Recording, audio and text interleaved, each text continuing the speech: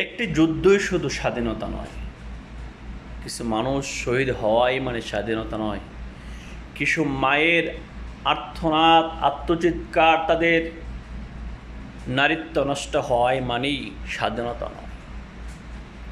একখণ্ড ভূমি পাওয়াই মানে স্বাধীনতা নয়, যদি সেই ভূমির সেই মানুষের আর্তনাদ একে অপরে আমরা না শুনি এবং একজনের আত্মচিৎকার আমাদের অন্তর কোঠায় যে পর্যন্ত আঘাত না লাগবে, আমরা স্বাধীনতা অর্জন করতে পারব। আমাদের মাঝে যতক্ষণ পর্যন্ত ইনসাফ ন্যায় প্রতিষ্ঠা না হবে, ততক্ষণ পর্যন্ত কোনো স্বাধীনতা অর্জন হবে না।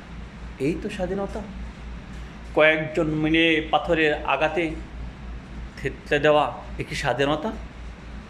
সবাই দাঁড়িয়ে আছি পাশে, কেউ বা ছবি তুলতেছি, কেউ বা ভিডিও করতেছি, কেউ আগিয়ে আসলাম না বাঁচানোর জন্য জীবন বাজি রেখে। এর নামে কি স্বাধীনতা? এই স্বাধীনতাই কি চেয়েছিলাম?